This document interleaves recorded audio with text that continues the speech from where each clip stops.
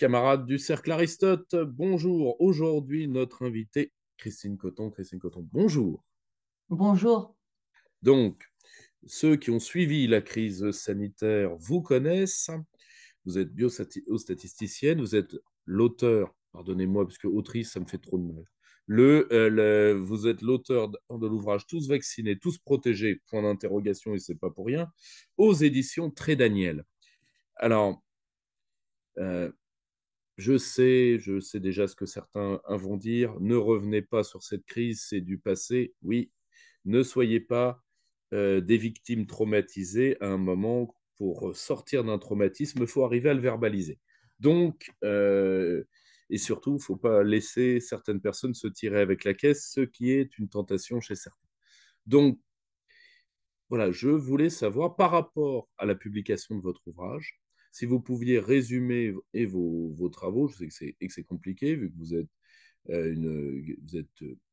une spécialiste de ces questions, vous avez plus de 20 ans de travail au sein de l'industrie sur ces questions-là. Donc, je sais que c'est dur d'avoir une réflexion ramassée, mais on en est où avec les fameux vaccins avec ou sans guillemets pour l'instant, sur le Covid-19? Où est-ce qu'on en est? Parce que le dossier a tendance à couler. Donc, il faudrait peut-être y revenir. Alors, le dossier, on va dire que ça arrangerait beaucoup de monde qu'il coule. Hein, c'est ce qu'on observe un petit peu sur les réseaux. Aujourd'hui, on a beaucoup de victimes qui se manifestent, qui n'avaient jamais parlé auparavant. Et on a des commentaires dessous de gens: vous en êtes encore à vos vaccins Covid. Alors, pourquoi on en est? Enfin, moi, personnellement, pourquoi j'en suis encore au vaccin Covid? Parce que ce livre que j'ai écrit à la demande de l'éditeur, hein, son sous-titre, c'est Vaccin Covid-19, chronique d'une catastrophe sanitaire annoncée. Donc la catastrophe sanitaire, en mon sens, elle est en cours. Je pense que c'est même que le début. Alors pourquoi c'est une catastrophe sanitaire annoncée? Parce que quand on travaille dans l'industrie pharmaceutique, comme c'est mon cas depuis 28 ans, avec une interruption au milieu, puisque j'ai été PDG d'une société de recherche sous contrat, donc sous-traitant de l'industrie pharmaceutique spécialisée dans la gestion des données cliniques. Ça veut dire le recueil, le nettoyage des données des essais, l'analyse stat, l'écriture du protocole, donc le document qu'on écrit au départ pour expliquer tout ce qu'on va faire et pourquoi, c'est-à-dire comment on va analyser, etc. Donc, dès le début, en décembre 2020, moi, personnellement, j'avais déjà remarqué un certain nombre de choses qui me paraissaient bizarres. J'ai été contactée par une avocate au Québec en novembre 2021 qui a laissé des plumes dans cette affaire, puisque c'était pour un dossier à la cour d'appel. Et elle a eu malheureusement à subir des expertises psychiatriques qu'elle a ensuite refusées et elle a été radiée du barreau. Donc, vous voyez déjà que ce travail, visiblement, alors peut-être pas que ce travail-là, peut-être qu'elle avait d'autres dossiers dérangeants, mais que ben, ça quand même, ça dérange du monde, hein, puisque 23 ans d'expérience avocat spécialisé dans la santé, maître Gloriane Blé, à qui je rends quand même hommage, parce que c'est quelqu'un qui a sacrifié sa carrière sur l'autel de la vérité des vaccins Covid. Alors, pourquoi on savait ben, qu'on allait avoir un certain nombre de problèmes, donc d'effets indésirables et de gens malades? Parce que dès les essais cliniques, quand on rentre dans la méthodologie, on voit qu'on a un certain nombre de problèmes. On sait par exemple dès décembre 2020 que la transmission n'est pas étudiée. On sait que les résultats sont fournis sur un temps de suivi des participants aux essais de 3 mois seulement. On sait que le critère principal, donc c'est-à-dire celui sur lequel on dit oui, c'est efficace, c'est un critère qui ne mesure que les cas Covid légers et modérés confirmés par test PCR comptés 7 jours après la dose 2. Vous voyez que ce n'est pas tous les cas Covid. Si on avait mesuré tous les cas Covid sur la base d'une sérologie qui s'appelle la sérologie antinucléocapside, on aurait à ce moment-là trouvé une efficacité bien moindre, qui n'aurait pas du tout été pour le vaccin Pfizer 95, mais plutôt de l'ordre de 50. Donc, même patient, même étude. Vous voyez comment, selon le critère qu'on choisit, on n'est plus du tout dans la même, le même ordre de grandeur. On savait qu'on n'avait pas d'effet sur les cas sévères en décembre 2020. On savait qu'on n'avait pas d'effet sur les plus de 75 ans. C'est écrit dans les rapports. C'est écrit dans les rapports. Alors, après, dans la façon de gérer les participants dans les essais cliniques, dans les essais cliniques ensuite sur les adolescents, les enfants et les bébés, on sait qu'on a un certain nombre de ce qu'on appelle des biais méthodologiques qui invalident les résultats. Donc, un biais, qu'est-ce que c'est? C'est un élément qui fausse le résultat. Donc, ces 95%, non seulement ça ne représente pas la vraie efficacité vaccinale, mais en plus, ils sont faux. Alors, l'excuse au départ on va dire, oui, c'était l'urgence, décembre 2020, tout le monde a très très peur de mourir du Covid, etc. Donc, vous avez une méthodologie d'analyse sur les adultes, on va dire, les plus de 16 ans. Cette méthode, vous utilisez exactement la même sur les 11-15 ans. C'est-à-dire, vous continuez vos essais sur des populations plus jeunes, mais avec exactement les mêmes méthodes dont on sait qu'elles sont incomplètes et fausses. Vous reproduisez la même chose sur les 5-11 ans, vous autorisez les produits sur les 5-11 ans, alors que leur espérance, enfin leur probabilité de décès est extrêmement faible, et vous faites encore la même chose sur les bébés à partir de 6 mois à 4 ans.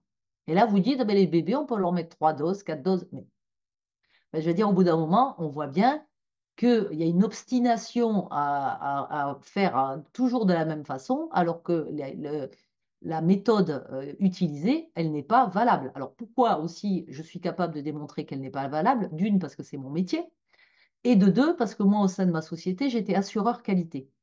Donc, le sous-traitant de l'industrie pharmaceutique, ça veut dire que vous avez des tas de laboratoires, vos clients, qui viennent vous auditer, hein, Ipsen, qui est venu nous auditer plusieurs fois. Bon, en fait, j'ai différents petits labos. Ipsen, c'est l'un des plus gros qui nous a audité très régulièrement. Et là, bon, j'ai même eu un audit dépêché des États-Unis avec des gens qui sont venus de Washington pour m'auditer. C'est-à-dire qu'ils vous font tout sortir les méthodes de travail, ils voient comment vous appliquez les recommandations réglementaires, hein. Donc c'est du réglementaire, qui sont des normes que doivent suivre tous les intervenants des essais cliniques, sous-traitants y compris. Et ces normes-là qui doivent être appliquées ne le sont pas, ce qu'on appelle les normes ICH, hein. Elles ne le sont pas, les bonnes pratiques cliniques, ça n'est pas respecté dans ces essais Covid. Donc, pour résumer, je veux dire, c'est très très clair. N'importe quel assureur qualité qui relie mon travail n'y trouvera pas grand-chose à redire. N'importe quel biostatisticien, dont certains ont d'ailleurs confirmé mon analyse.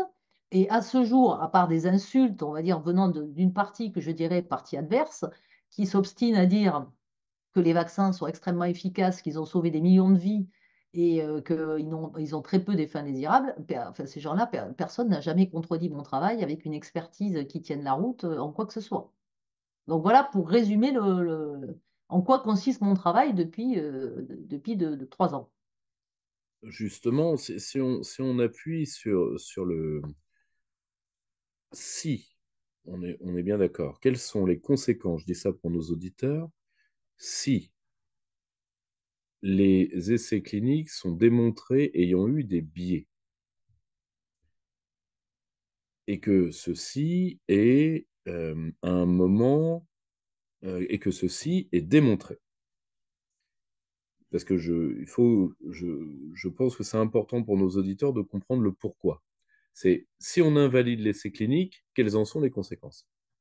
Alors si vos résultats sont faux, ben, je vois mal comment des contrats qui sont signés sur la base de ces résultats peuvent être encore considérés comme étant valables. Sachant qu'il y a beaucoup d'encre qui a coulé sur ces contrats qui ne veulent pas être, enfin, dont la Commission européenne ne veut pas rendre public malgré le combat de certains députés européens sur ce sujet de transparence, dont Michel Rivasi qui nous a malheureusement quittés et que personnellement j'aimais beaucoup, qui a d'ailleurs préfacé mon livre, hein, en compagnie d'autres, bien sûr.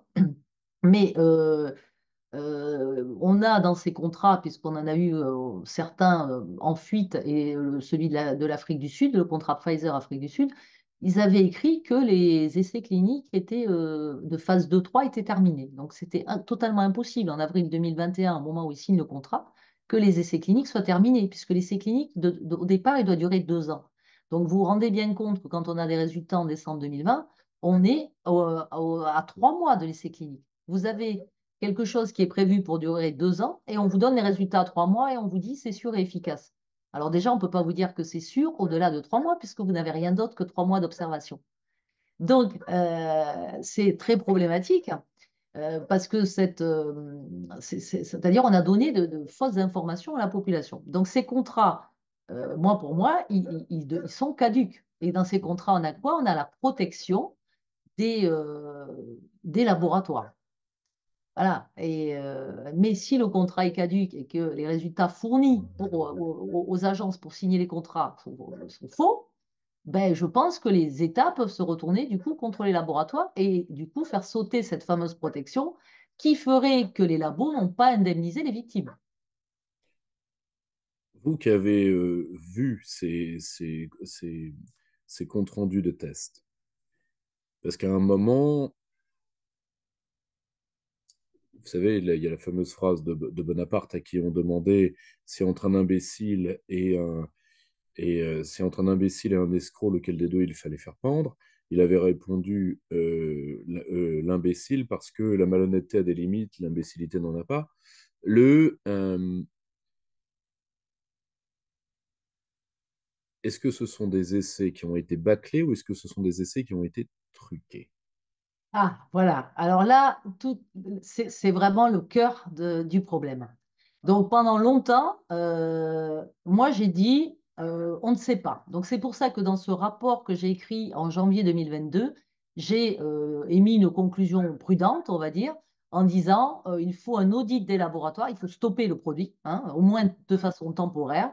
Il faut demander au laboratoire Pfizer tous les documents relatifs aux essais dont ce qu'on appelle quelque chose qui est fondamental, ce qu'on appelle en termes dans mon métier l'audit trail. L'audit trail, c'est l'enregistrement de toutes les données, de qui a saisi telle et telle donnée sur un logiciel spécial pour les données des patients, pour voir si on a des données qui ont été annulées, si il y a eu des recommandations de faire disparaître certains décès, c'est-à-dire que ça nous permettait d'avoir de la transparence, d'avoir les comptes rendus des audits, etc. Donc, il fallait tous les appels des participants dans l'étude. Ouais, je ne peux pas détailler ça parce que du coup, ça me ferait vraiment partir dans l'explication des biais et on en aurait pas pour 1 heure et demie. Bon, disons qu'avec ça, on avait quand même une vision de ce qui pouvait être, est-ce que c'était de la négligence, une somme de négligence ou une volonté de cacher quelque chose.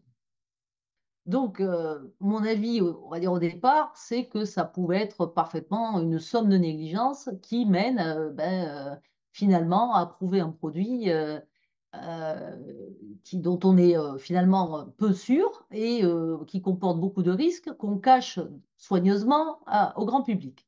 Alors après, quand on continue à chercher et à fouiller dans tous les documents qui ont donc été rendus publics plus tard, on s'aperçoit que finalement, le produit Pfizer administré à la population n'est pas celui de l'essai clinique. C'est pas celui de l'essai clinique. Parce que dans l'essai clinique, ils ont changé la chaîne de fabrication et le contenu des flacons.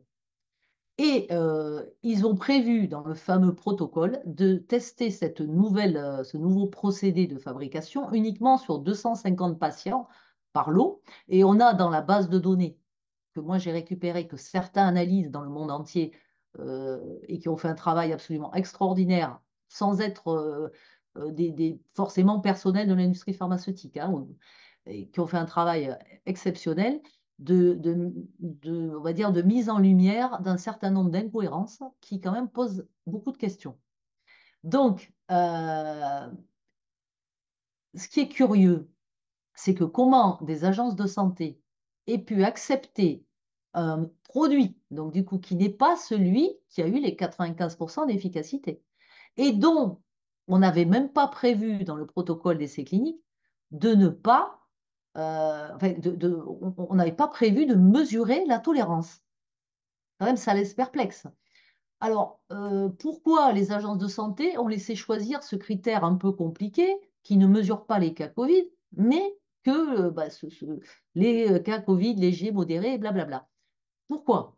Comment ça se fait que on n'a pas de mesure des anticorps neutralisants, donc ce qui est censé témoigner de votre immunité, hein, finalement, à 3 mois après la dose 2. C'est-à-dire qu'il y a une première, il y a deux, trois mesures, et après, pendant 6 mois, vous mesurez plus. C'est-à-dire que vous avez un gros trou au milieu de cet essai clinique, alors qu'on sait pertinemment depuis le début, d'après la publi des singes, que les anticorps vont chuter. Donc, on vous dit, prenez deux doses. Le produit qu'on vous donne, ce n'est pas celui de l'essai clinique, ce n'est pas celui des 95%. On sait, les agences de santé savent que ce produit-là, il a un taux d'ARN messager intègre qui est inférieur à celui de l'essai clinique. Et d'ailleurs, les analyses aujourd'hui des flacons dans le monde entier prouvent qu'il y a des impuretés, il y a de l'ADN qui se balade. Enfin bon, c'est absolument une catastrophe. On ne sait pas si les contrôles de qualité ont été faits correctement. Bon, vous ne mesurez pas les anticorps pour ne pas montrer qu'ils chutent. Vous avez des patients qui ont participé à l'essai clinique, qui ont des effets graves, dont ces effets ne sont pas reportés dans la base de données et donc ils ne sont pas dans les rapports. Donc on vous dit c'est safe.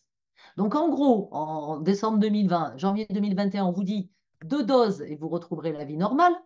On vous donne un produit, donc vous êtes vraiment un cobaye sur lequel il n'y a aucun résultat d'efficacité, et d'ailleurs on ne les a jamais vus à ce jour, qu'on a vaguement testé, un process 2 qu'on a vaguement testé sur 250 personnes, puisqu'on les a dans la base de données, on sait qui c'est, donc pour lesquels on n'a strictement aucun recul. Les agences de santé laissent faire ça tranquillement. Vous avez tout un tas d'inconnus sur les femmes enceintes, sur les patients immunodéprimés. Ça, on le sait comment? C'est écrit dans le plan de gestion des risques. C'est-à-dire que ce n'est pas du blabla. Vous avez un document en décembre 2020, ça s'appelle un plan de gestion des risques, commandant certains produits de l'industrie pharma. Ces vaccins en ont un. Bon, donc, vous avez tout un tas d'inconnus et on vous dit, allez vous faire la grippe en même temps, alors que vous avez dans ce document qu'il n'y a jamais eu d'étude d'interaction avec un autre vaccin. Donc, c'est une prise de risque sans précédent. C'est moi j'appelle ça la cobaïsation de la population à C'est- l'insu de son plein gré. Hein. Voilà, à l'insu de son plein gré. On vous dit deux doses, et- vous retrouverez la vie normale, et derrière, on vous fout la troisième dose, la quatrième, la cinquième, etc. Parce que deux doses, ça ne marche pas, et on le sait depuis le début. C'est pour ça qu'on ne mesure pas les anticorps. Alors, aujourd'hui, avec tout ce recul-là, je pense qu'on peut parler de fraude. Je pense qu'on peut parler de fraude. je- Parce que statistiquement, on va dire, hein, c'est improbable de faire autant d'erreurs. là, pour le coup, le- alors, dans ce qu'on appelle les accidents industriels, c'est-à-dire une somme dont le cas le plus topique est le crash aérien, c'est-à-dire une faute humaine, etc. Bon, très bien. Mais à ce point-là, c'est des vrais hautement improbable. Si vous voulez, Ah ben, c'est impossible. Connaissant, encore une fois, ce qu'on appelle les bonnes pratiques cliniques ou les bonnes pratiques de fabrication, qui sont tous les documents de référence et les documents réglementaires que doivent suivre les intervenants. C'est-à-dire que vous avez des laboratoires qui ne respectent plus rien d'une réglementation qui a été mise en place depuis 40 ans pour être sûr d'avoir des produits bien tolérés et efficaces. Rien n'est respecté avec la bénédiction des agences de santé. C'est ça qui est complètement dingue. justement, ça m'amène à ma dernière question. Euh, Vous avez une grande expérience de ces milieux. C'est avant de trouver, si vous voulez, moi, je suis de famille de blouse blanche, donc j'ai vu mon père faire des milliers de diagnostics. Et la rigueur du diagnostic conditionne la réussite du traitement. Comment on en est arrivé là?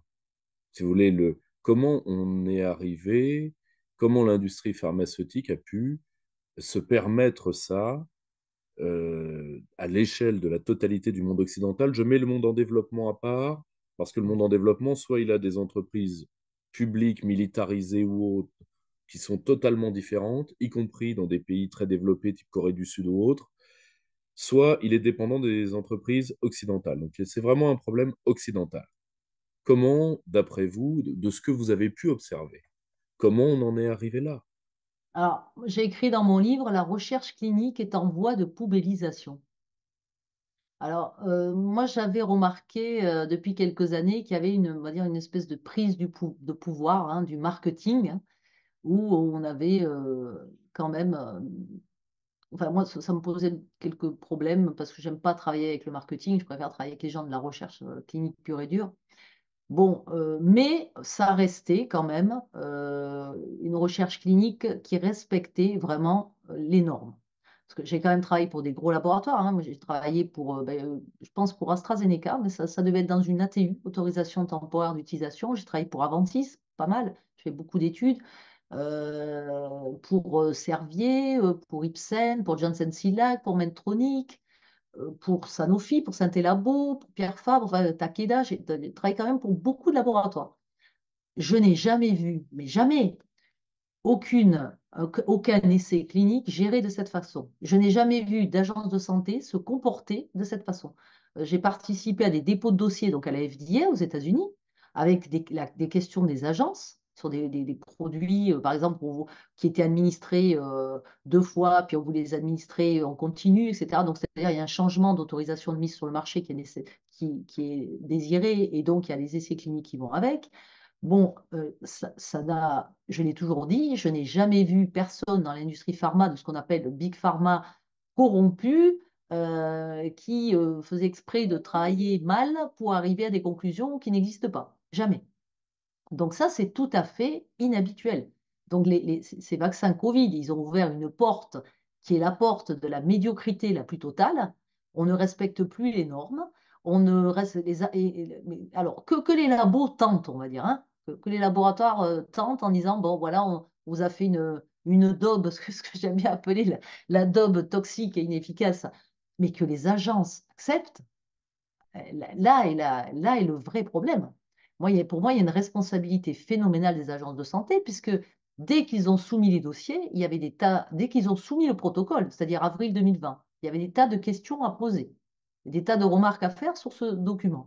Dans la méthode, c'est-à-dire qu'est-ce qu'on allait mesurer, combien de fois, à quel intervalle, etc. Euh, Ensuite, quand ils ont soumis les résultats, là, c'est pareil, il y avait des tas de questions à poser, encore méthodologiques. Ils sortent le résumé des caractéristiques produits. Donc, Aminum Lille l'a très bien dit. Là-dedans, on a des calendriers avec des obligations de rendu de résultats sur tel et tel excipient qui a été rajouté, ce qu'on appelle les nouveaux excipients. Les nouveaux excipients, quand ils sont intégrés dans un produit, ils nécessitent certaines études complémentaires. On ne les a jamais vues. Les études précliniques sur les animaux, on voyait déjà une certaine toxicité sur les rats, etc. Il nous manque des tas d'études pour savoir si on ne va pas avoir des répercussions sur les générations d'après, etc. On n'a rien.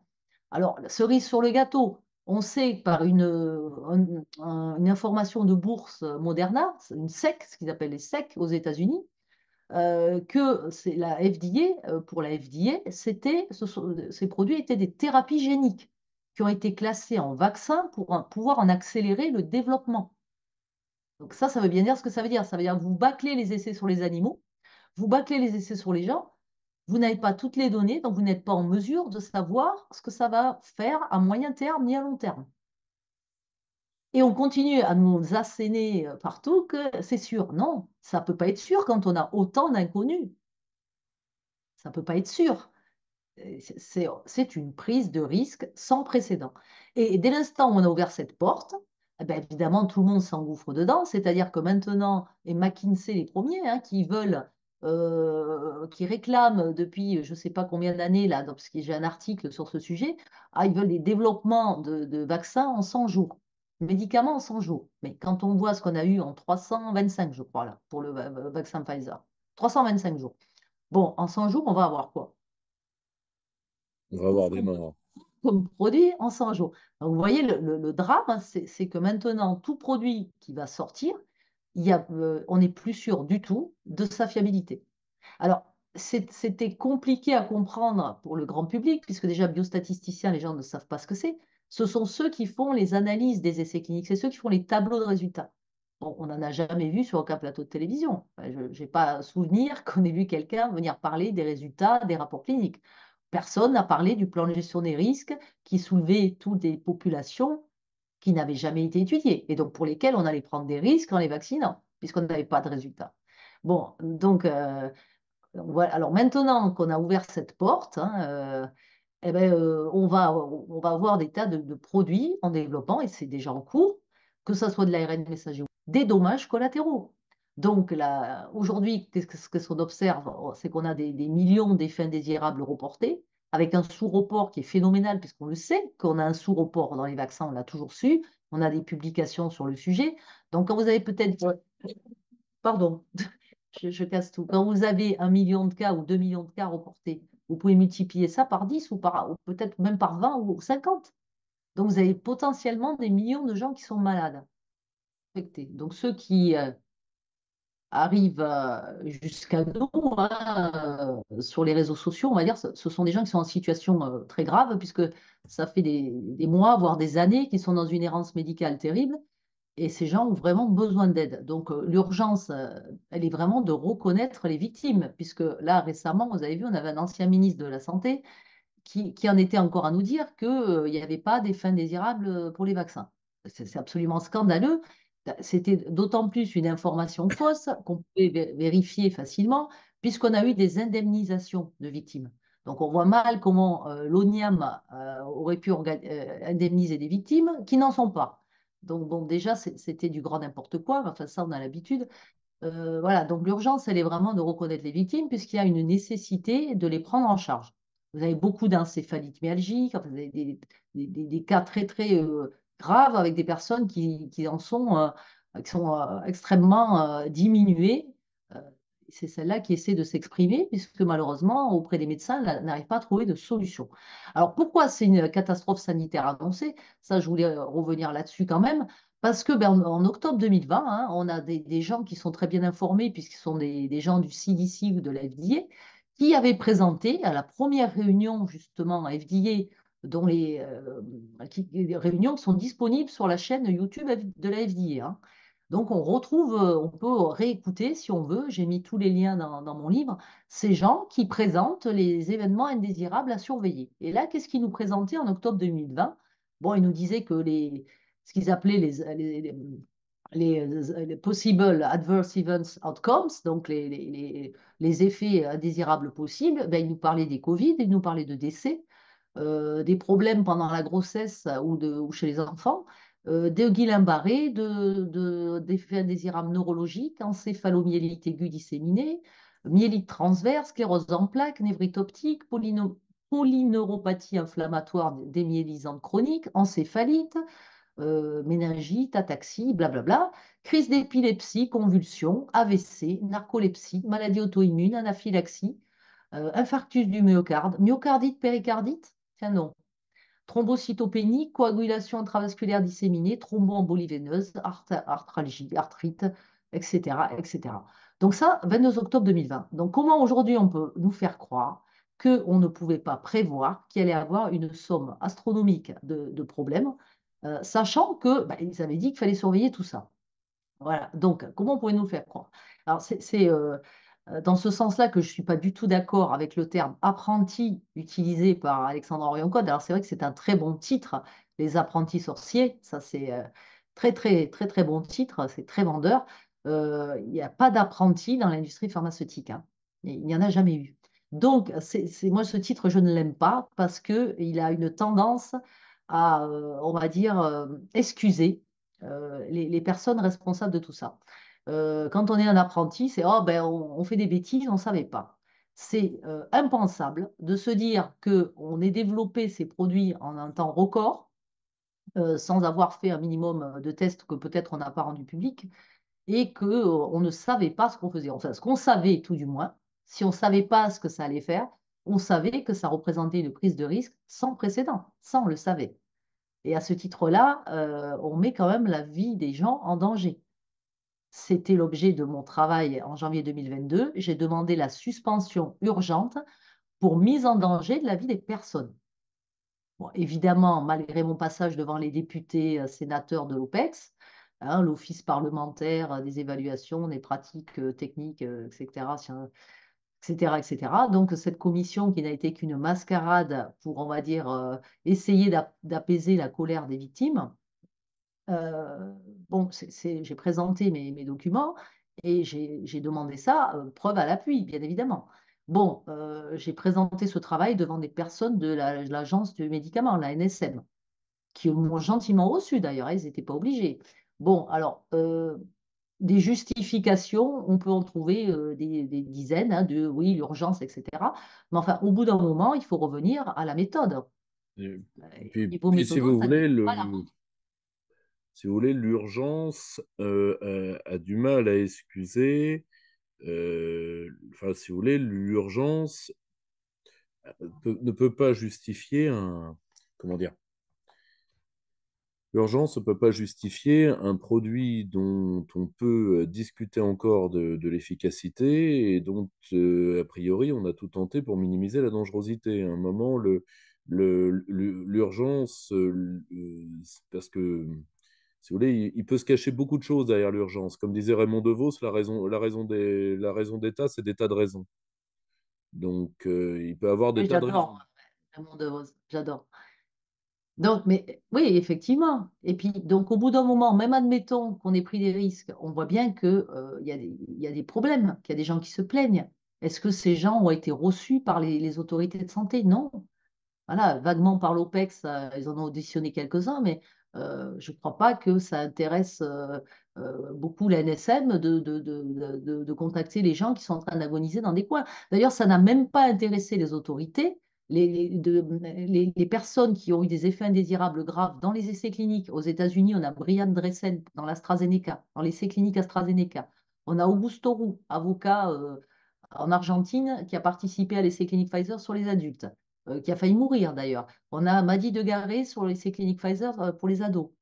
Tous ces gens ont eu des effets graves. Ils ont dit, mais ça n'est pas, c'est pas vrai, c'est pas sûr, puisque moi j'ai failli mourir. Enfin, où j'ai eu 35 effets graves et je suis lourdement handicapé.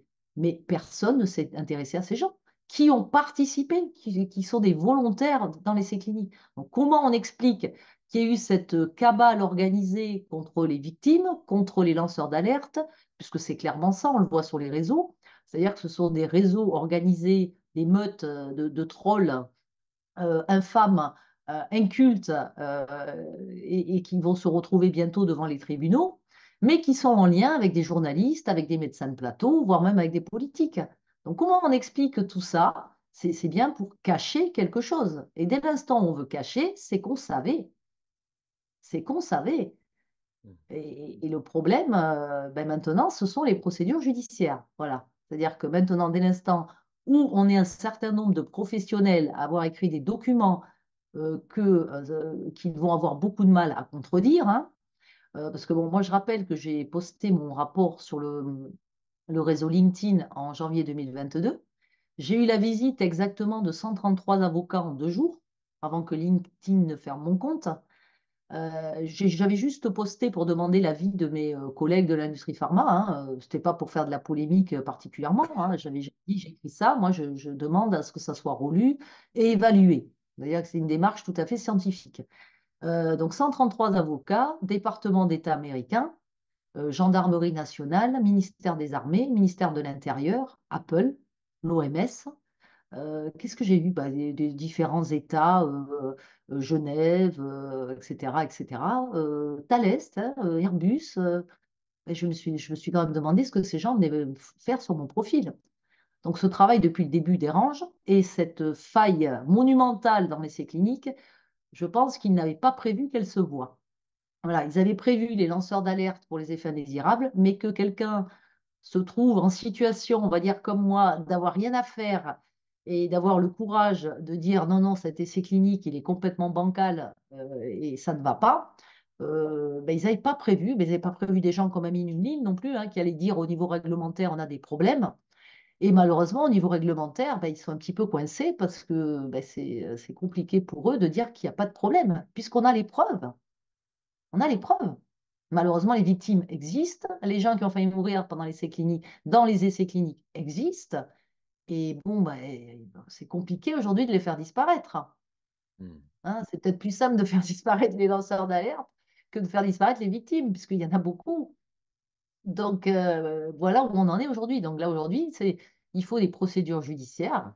Et là, ce que je voulais rajouter, c'est que ben, des gens comme moi ou plusieurs professionnels qui ne sont pas forcément connus, hein, qui rédigent des expertises quelquefois dans l'anonymat, parce qu'ils n'ont pas envie d'en prendre plein la tête comme j'ai pris depuis 2 ans, Bon, bah, on a des expertises qui tiennent tout à fait la route, de gens absolument qualifiés.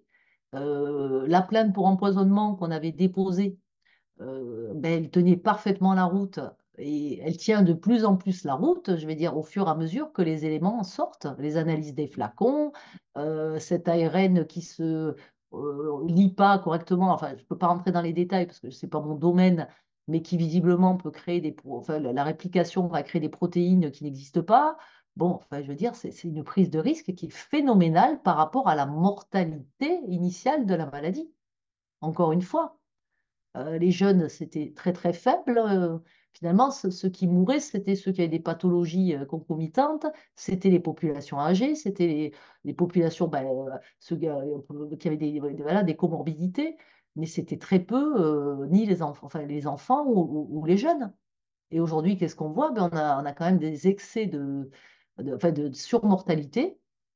Alors là, je ne sais pas si vous avez vu, mais on a Andrew Bridgen au Parlement anglais qui a fait un discours absolument mais magistral que j'invite vraiment tout le monde à écouter. Et j'aurais voulu juste lire vraiment le début de son discours. Là, c'est une phrase, hein. Et Monsieur Bridgen, pour qui j'ai vraiment beaucoup d'estime, parce qu'il a laissé beaucoup de plumes dans ce combat pour la vérité en Angleterre, il a dit: les yeux de l'histoire sont braqués sur nous. Chaque génération s'émerveille des erreurs incroyables commises par ses prédécesseurs. Elle se pose des questions telles que: comment ont-ils pu ne pas réaliser à quel point ils se trompaient? Que leur est-il arrivé? Pourquoi ont-ils ignoré l'évidence pendant si longtemps, ainsi que leurs valeurs et toutes les occasions de tirer les leçons des erreurs du passé? Quelle folie saisit les hommes! Donc, M. Bridgen a fait, voilà, c'est le début de son discours au Parlement anglais qui a eu lieu cette semaine, je crois, sur le débat qu'il a enfin obtenu sur la surmortalité en Angleterre. Et cette surmortalité dont on parle depuis quelques années déjà, hein. Moi, quand j'avais discuté avec Michel Rivasi, on en était au début des petits premiers signaux sur la surmortalité. Donc, elle vient d'où cette surmortalité? Hein, puisqu'elle ne peut pas venir du Covid, et puisque les vaccins sont censés nous empêcher les formes graves et donc, a fortiori, le décès. Donc, elle vient d'où cette surmortalité? Bon, donc on voit bien que là, on a beaucoup de questions et que ben, les agences se refusent à répondre. Et qu'on a par ailleurs une propagande merdiatique, comme je dis souvent, qui continue à nous vendre du vent euh, en mettant en avant des experts sans expertise enfin, et un certain nombre de personnes qui n'ont strictement voilà, aucune légitimité à parler de tout ceci. Bon, ben voilà où on en est. Malheureusement, ceux qui trinquent, ben, ce sont les victimes. Voilà. C'est pour ça que depuis 2 ans, j'ai vraiment pris leur parti, puisque j'en ai beaucoup qui sont arrivés jusqu'à moi en étant un peu désespérés, et que je suis très très inquiète pour certains, euh, parce que ben, malheureusement, on ne peut pas tester des traitements, peut-être pour la sclérose en plaques, parce que ils n'ont pas l'AMM pour soigner ben, toutes ces pathologies post-Covid ou post-vaccin, parce que ben, les post-Covid existent aussi, hein, ce qu'on a appelé les Covid longs. Mm.